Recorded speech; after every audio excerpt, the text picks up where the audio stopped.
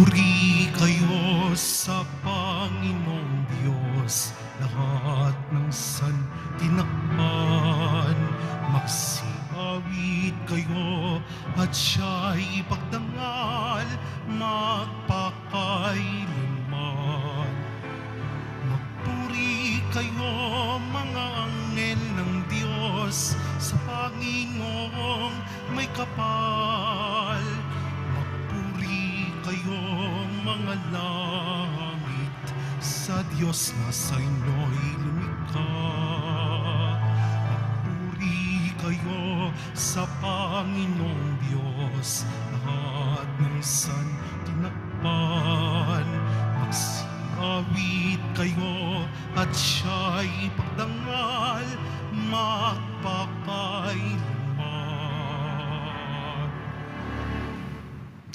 Simulan natin ang ating pagdiriwang sa ngalan ng Ama at ng Anak at ng Espiritu Santo. Amen. Ang pagpapala ng ating Panginoong Hesukristo, ang pag-ibig ng Diyos Ama at ang pakikipagkaisa ng Espiritu Santo naway sumainyong lahat. At sumaiyo rin. Mga kapatid, aminin natin ang ating mga kasalanan upang tayo'y maging marapat gumanap sa banal na pagdiriwang.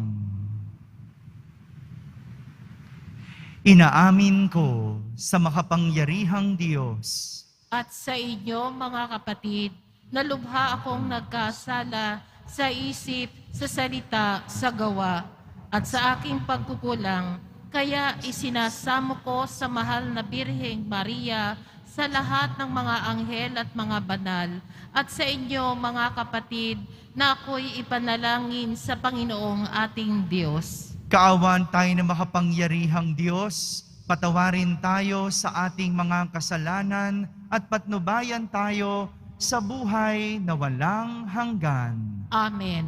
Panginoon, kaawaan mo kami. Panginoon, kaawaan mo kami. Kristo, kaawaan mo kami. Kristo, kaawaan mo kami. Panginoon, kaawaan mo kami. Panginoon, kaawaan mo kami. Manalangin tayo. Ama naming makapangyarihan, pinangangatawanan mong manahan sa mga may loobing tapat at maaasahan. Sa kagandahang loob mo, kami naway makapamuhay bilang mga mapalad na maging iyong tahanan.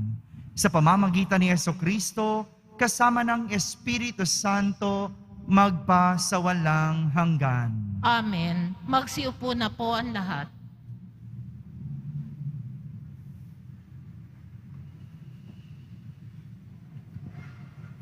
Pagbasa mula sa sulat sa mga Hebreo. Mga kapatid, tayo'y may pananalig kung nagtitiwala tayong mangyayari ang mga inaasahan natin at naniniwala sa mga bagay na di natin nakikita. At kinalugdan ng Diyos ang mga tao noong una dahil sa kanilang pananalig sa Kanya. Dahil sa pananalig sa Diyos, nauunawaan natin na ang sanlibutan ay nilalang sa pamamagitan ng salita niya at ang mga bagay na nakikita ay mula sa mga hindi nakikita. Dahil sa pananalig sa Diyos, si Abel ay naghandog ng mas mabuting hain kaysa inihandog ni Cain. Dahil doon, si Abel ay kinilalang matuwid nang tanggapin ng Diyos ang kanyang handog. Bagamat patay na, siya'y nagsasalita pa sa pamamagitan ng kanyang pananalig sa Diyos. Dahil sa pananalig sa Diyos, hindi namatay si Enoch, kundi inilipat sa kabilang buhay. Hindi na siya nakita sapagkat inilipat na nga siya ng Diyos. Sinasabi sa kasulatan na si Enoch ay naging kalugod-lugod sa Diyos bago inilipat. At hindi kinalulugdan ng Diyos ang hindi nananalig sa Kanya. Sapagkat ang sinumang lumalapit sa Diyos ay dapat maniwalang may Diyos at Siya ang nagbibigay ng gantimpala sa mga humahanap sa Kanya. Dahil sa pananalig sa Diyos, pinakinggan ni Noe ang babala ng Diyos tungkol sa mga bagay na mangyayari na hindi pa niya nakikita.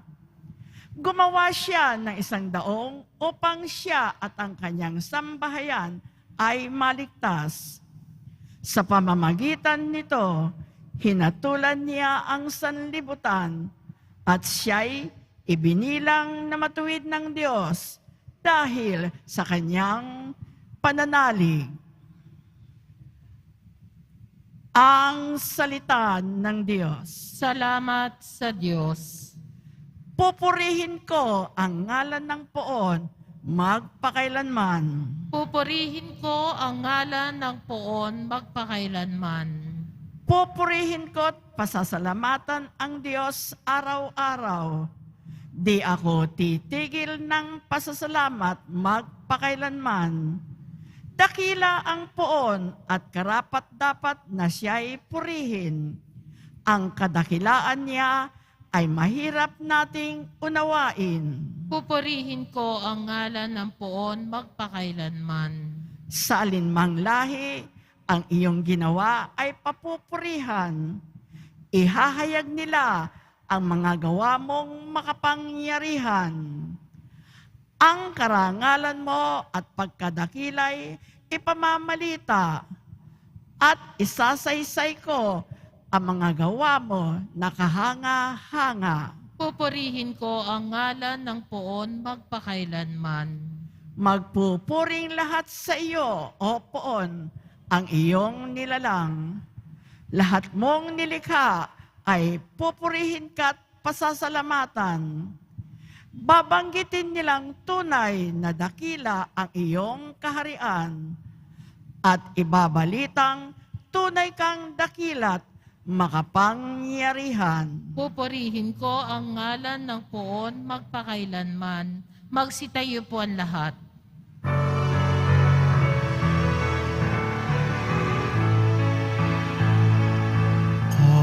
Hallelujah, Hallelujah, Hallelujah, Hallelujah.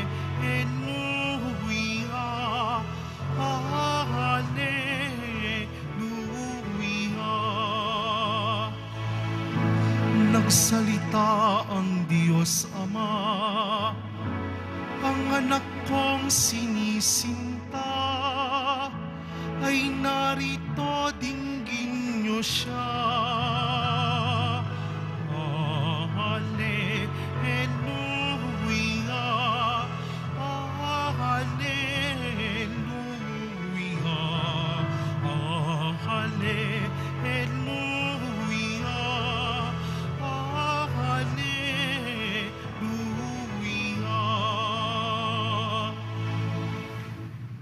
Sumainyo ang Panginoon. At sumaiyo rin. Ang mabuting balita ng Panginoon ayon kay San Marcos. Papuri sa iyo, Panginoon.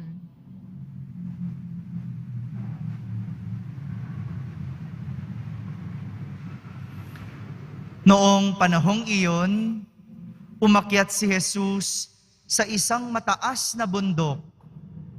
Wala siyang isinama kundi sina Pedro, Santiago at Juan. Samantalang sila'y naroon, nakita nilang nagbagong anyo si Jesus. Nagningning ang kanyang kasuotan na naging puting-puti. Ano pat walang sino mang makapagpapaputi ng gayon. At nakita ng tatlong alagad si Moises at si Elias na nakikipag-usap kay Jesus. Sinabi ni Pedro kay Jesus, "Guro, mabuti pa'y dumito na tayo. Gagawa po kami ng 3 kubol. Isa sa inyo, isa kay Moises, at isa kay Elias." Hindi nalalaman ni Pedro ang kanyang sinasabi sapagkat masyado ang takot niya at ng kanyang mga kasama. At nililiman sila ng isang alapaap at mula rito'y may tinig na nagsabi, "Ito ang minamahal kong anak. Pakinggan ninyo siya." Pagdaka, tumingin ang mga alagad sa paligid nila at nakitang wala na silang kasama roon kundi si Jesus. Habang bumababa sila sa bundok, ay mahigpit na itinagubilin sa kanila ni Jesus, "Huwag ninyong sasabihin kanino man ang inyong nakita, hanggat hindi muling nabubuhay ang anak ng tao." Sinunod nila ang tagubiling ito, ngunit sila-sila'y nagtanungan kung ano ang kahulugan ng sinabi niyang muling pagkabuhay. At tinanong nila si Jesus, bakit po sinasabi ng mga eskriba na dapat munang pumarito si Elias? Tumugon siya, "Paririto nga si Elias upang ihanda ang lahat ng bagay. Kung gayoy, bakit sinasabi ng kasulatan na ang anak ng tao'y hahamakin at magtitiis ng maraming hirap? Sinasabi ko sa inyo na pumarito na si Elias at ginawa sa kanya ng mga tao ang gusto nila, ayon sa sinasabi ng kasulatan tungkol sa kanya." Mga kapatid, ang mabuting balita ng Panginoon. Pinupuri ka namin, Panginoong Hesukristo. Magsiupo na po ang lahat. Isang magandang umaga po sa inyong lahat. Ilarawan po natin sa ating isip ang mga nangyari sa kwentong ating narinig sa Ebanghelyo. Okay po ba yon? Sasabihin ko sa inyo, ilarawan ninyo sa inyong isip. Simulan natin sa pag-akyat ni Jesus sa isang mataas na bundok. Ilarawan sa isip, umakyat si Jesus sa isang mataas na bundok kasama sina Pedro, Santiago at Juan. Na-imagine nyo na po? At nung nasa tuktok sila ng bundok, biglang nagbago ng anyo si Jesus. Nagningning ang kanyang kasuotan na naging puting-puti. Ilarawan nyo po kung gaano kaputi, kung paano nagbago si Jesus. Tapos, lumapit si Pedro. Ninais ni Pedro na manatili na lamang doon. Isipin nyo, kinausap ni Pedro si Jesus at sinabi niya, "Dumito na lamang po tayo." Pagkatapos niyang sabihin yon, nililiman sila ng isang alapaap at mula rito'y may tinig na nagsabi, "Ito ang minamahal kong anak, pakinggan ninyo siya." Mula sa alapaap o ulap, biglang mayroong tinig ng Diyos na nagpapakilala sa kanyang anak at sinasabing, "Pakinggan ninyo siya." Pagkatapos ng lahat ng yon, imagine ninyo, bumaba sila ng bundok, dala ang napakarami nilang tanong. Bumaba sa bundok na marami ang tanong. Nailarawan niyo po ba ang kwento? Kung ilalagay natin ang kwento at ilalapat natin sa ating mga buhay, hindi ba parang ganito ang nangyayari sa atin? Parang ganito. Yung buhay ay parang pag-akyat sa isang mataas na bundok. Maraming hirap, mahaba ang daan at nakakapagod. Maaring ngayon, umaakyat ka pa lang, kaya ka nahihirapan. Maaring tinatahak mo pa, wala ka pa sa tuktok, kaya huwag ka magreklamo kung bakit mahirap. Ibig sabihin, tinatahak mo pa ang daan patungo sa tuktok ng bundok.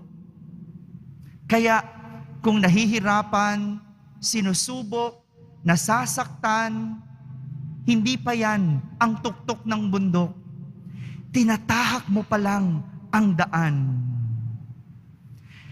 Pero dahil sa dami ng pagdadaanan, pag narating ang tuktok ng bundok, sigurado magbabago.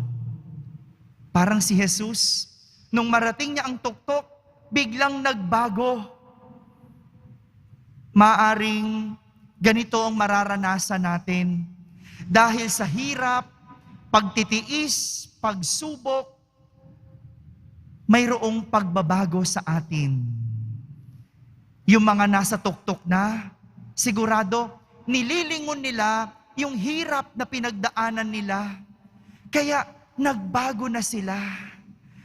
Yung sakit na pinagdaanan nila, yan ang makapagpapabago sa atin. Ganyan ang mararanasan natin kapag nasa tuktok na tayo ng bundok. Kaya nga, yung mga nasa tuktok ng bundok, ayaw nang bumaba. Parang sina Pedro, gusto na lang manatili doon.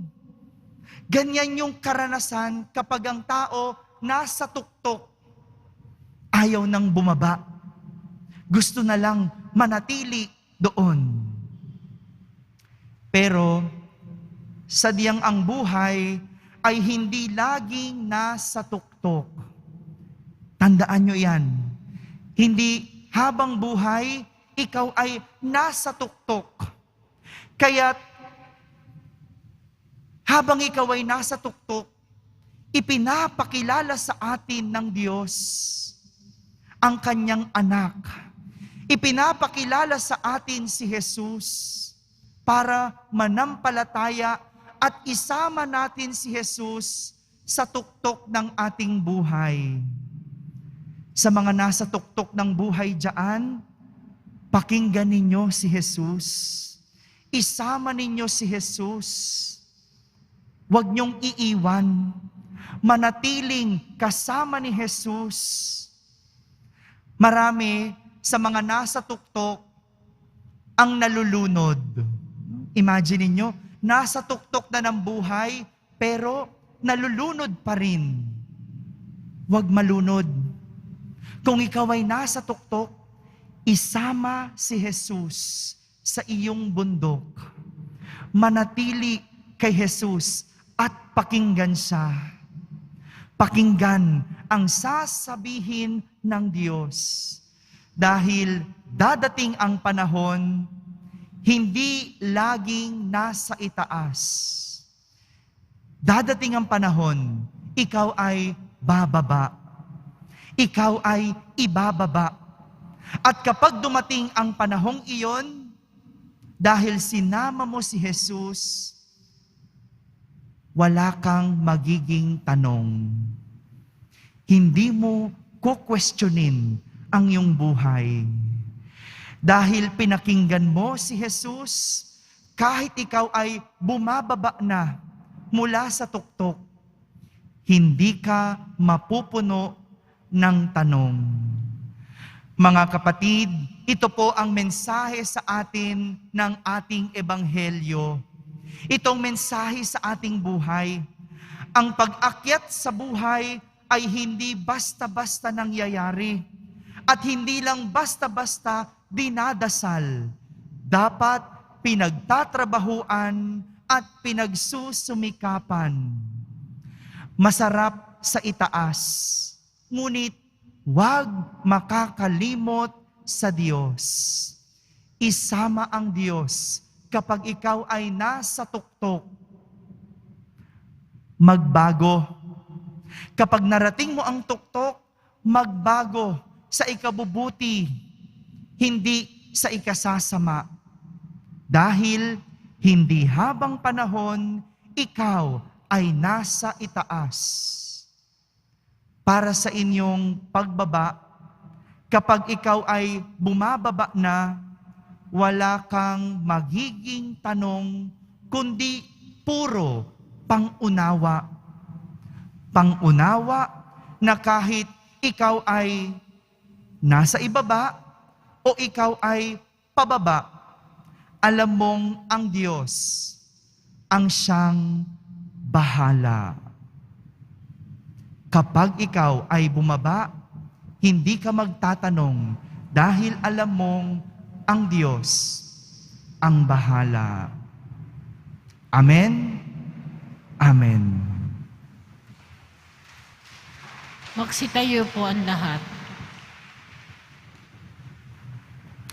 Minamahal kong mga kapatid, nagbagong anyo ang ating tagapagligtas sa harap ni na Pedro, Jaime at Juan sa itaas ng bundok at nakita nila ang kaluwalhatian ng Diyos. Halina at ating hilingin sa Diyos na pakinggan ang ating panalangin. Ating sambitin sa bawat panalangin, Ama, punuin mo kami ng iyong kaluwalhatian. Ama, punuin mo kami ng iyong kaluwalhatian. Ang mga pinuno ng ating simbahan sa pamamagitan ng kanilang pagpapaliwanag at paggabay, naway akayin tayo sa kaluwalhatian ng makalangit na tahanan. Manalangin tayo. Ama, punuin mo kami ng iyong kaluwalhatian. Tayo naway gawing laging mulat sa tuwinang presensya at luwalhati ng Diyos sa pagbabagong anyo ni Jesus. Manalangin tayo. Ama, punuin mo kami ng iyong kaluwalhatian.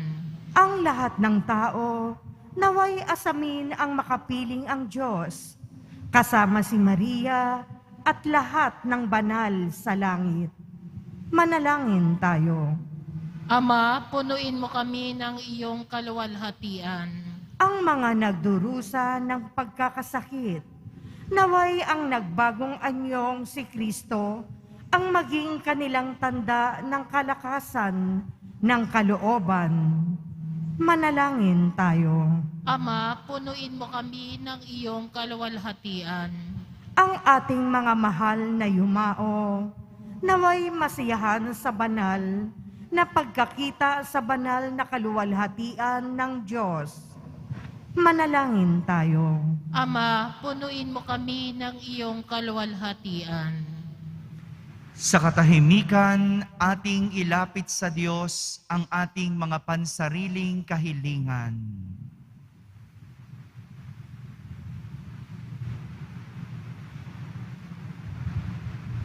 Manalangin tayo. Ama, punuin mo kami ng iyong kaluwalhatian. Makalangit na Ama, palalimin mo ang aming pananampalataya habang naglalakbay kami sa mahirap na sandali ng aming buhay. Tulungan mo kaming makilala ang iyong presensya sa mga taong nakakasalamuhan namin at makita na ang iyong kamay ang gumagalaw sa bawat sandali.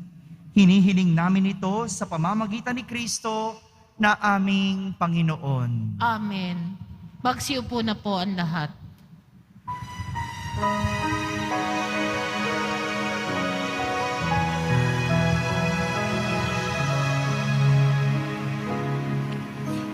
Ang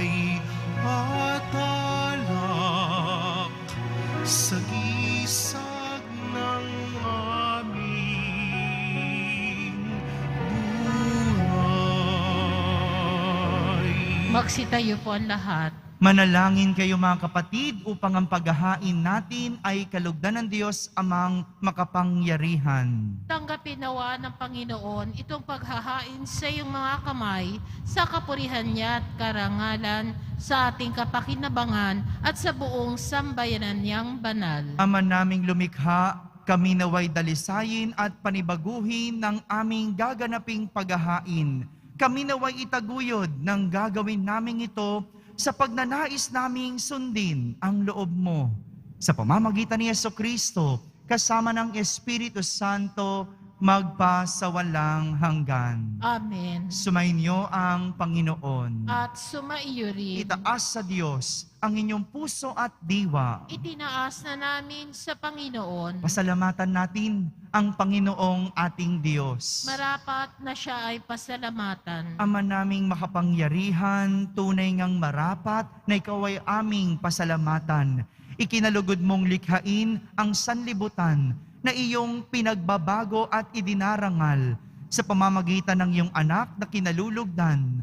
Kaya't utang na loob ng iyong mga itinatangi at ng mga banal na kapiling mong lagi ang iyong paggiliw at pagkakandili. Kaya kaysa ng mga anghel na nagsisiawit ng papuri sa iyo nang walang humpay sa kalangitan, kami nagbubunyi sa iyong kadakilaan. Santo, Santo, Santo, Panginoong Diyos ng mga hukbo, napupuno ang langit at lupa ng kadakilaan mo, o sana sa kaitaasan, pinagpala ang naparirito sa ngalan ng Panginoon, o sana sa kaitaasan, magsiluhod po ang lahat.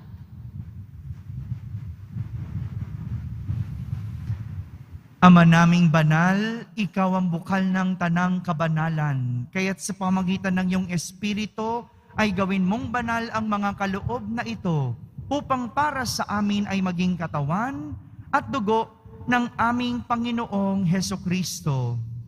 Bago niya, pinagtiis ang kusang loob na maging handog, hinawakan niyang tinapay, pinasalamatan kanya, pinaghati-hati niya iyon, iniabot sa kanyang mga alagad at sinabi, "Tanggapin ninyong lahat ito at kanin. Ito ang aking katawan na inihahandog para sa inyo."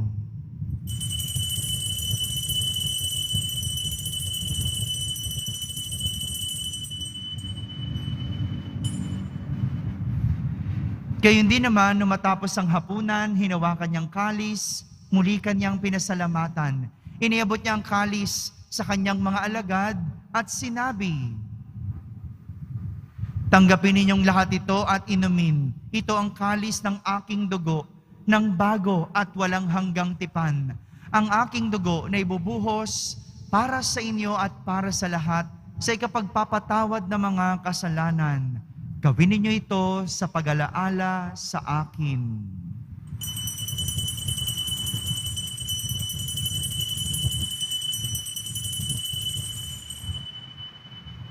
Magsitayo po ang lahat.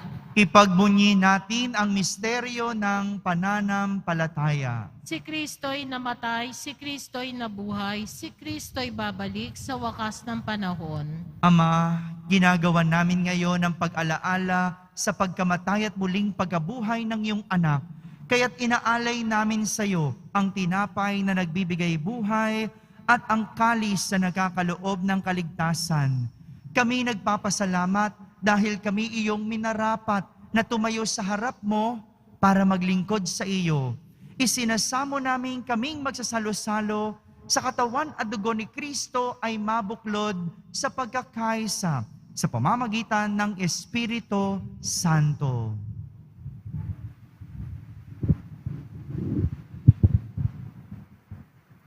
Ama, lingapin mo ang iyong simbahang laganap sa buong daigdig.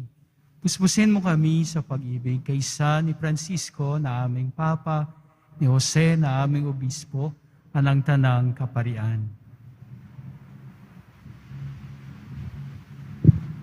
Alalahanin mo rin ang aming mga kapatid na nahimlay na may pag-asang sila'y muling mabubuhay, gayon din ang lahat ng pumanaw.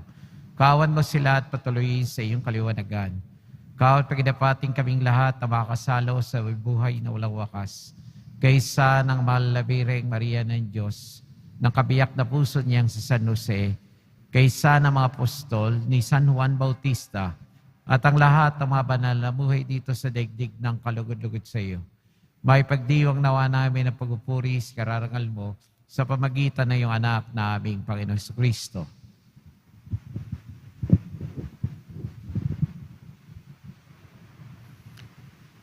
Sa pamamagitan ni Kristo, kasama niya at sa Kanya, ang lahat ng parangal at papuri ay sa iyo, Diyos amang makapangyarihan, kasama ng Espiritu Santo, magpa sa walang hanggan. Amen.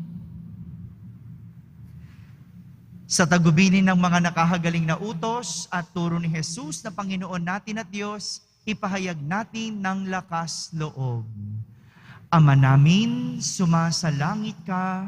Sambahin ang ngalan mo, mapasa amin ang kaharian mo, sundin ang loob mo dito sa lupa para nan sa langit. Bigyan mo kami ngayon ng aming kakanin sa araw-araw at patawarin mo kami sa aming mga sala para ng pagpapatawad namin sa nagkakasala sa amin at huwag mo kaming ibahintulot sa tukso at iadya mo kami sa lahat ng masama. Hinihiling namin kami iadya sa lahat na masama. Pagkalooban ng kapayapaan araw-araw, iligtas sa kasalanan at ilayo sa lahat ng kapahamakan. Samantalang aming pinananabikan ang dakilang araw ng pagpapahayag ng tagapagligtas naming si Heso Kristo. Sapagkat iyo ang kaharian at ang kapangyarihan at kapurihan magpakailanman. Amen. Panginoong Heso Kristo, sinabi mo sa iyong mga apostol, kapayapaan ang iniiwan ko sa inyo, ang aking kapayapaan ang ibinibigay ko sa inyo.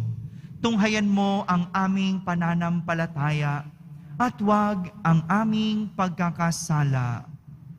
Pagkalooban mo kami ng kapayapaan at pagkakaisa ayon sa iyong kalooban, kasama ng Espiritu Santo, magpa sa walang hanggan. Amen. Ang kapayapaan ng Panginoon ay laging sumainyo. At sumaiyo rin. Magbigayan kayo ng kapayapaan sa isa't isa.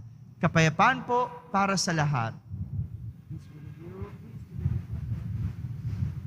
Kordero ng Diyos na nag-aalis ng mga kasalanan ng sanlibutan, maawa ka sa amin. Kordero ng Diyos na nag-aalis ng mga kasalanan ng sanlibutan, maawa ka sa amin. Kordero ng Diyos na nag-aalis ng mga kasalanan ng sanlibutan, ipagkaloob mo sa amin ang kapayapaan. Magsiluhod po ang lahat.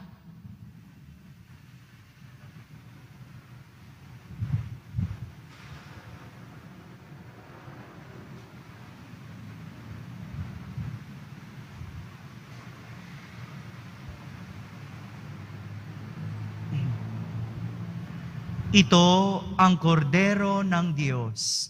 Itong nag-aalis ng mga kasalanan ng sanlibutan.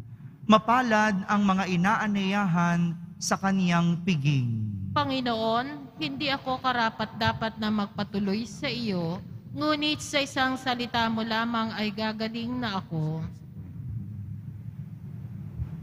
Ang katawan ni Kristo. Amen.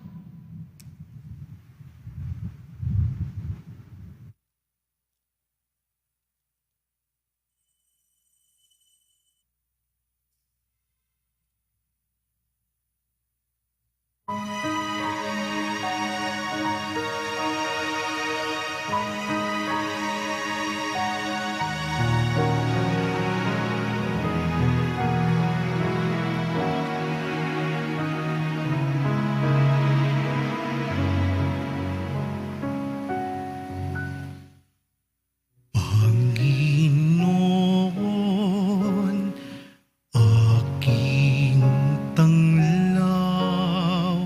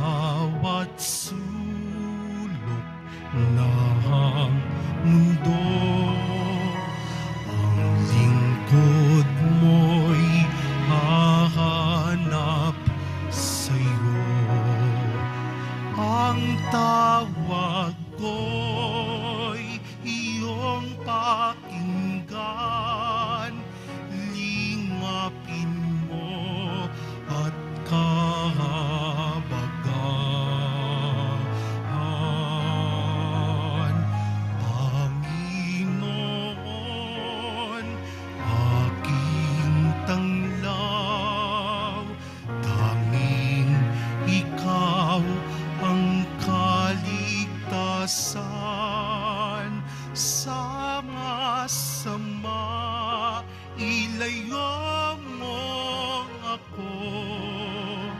Ang sugo mong nanibig sa'yo.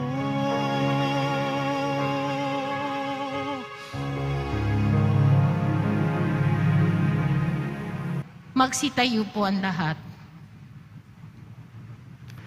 Manalangin tayo.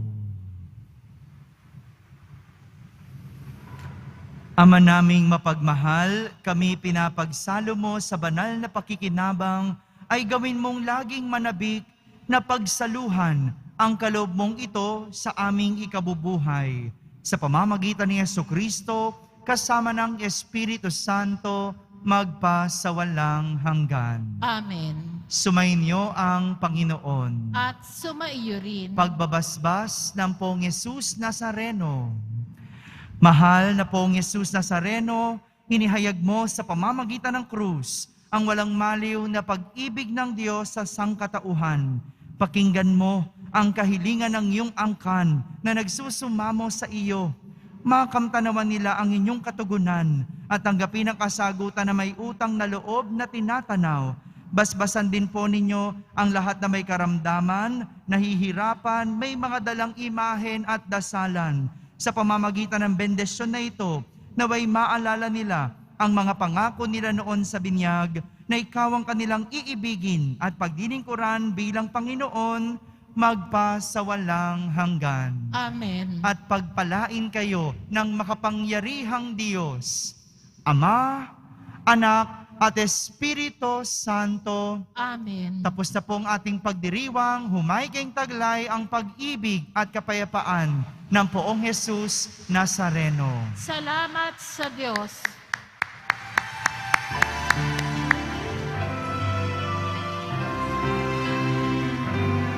Nuestro Padre Jesus Nazareno, sinasamba ka namin,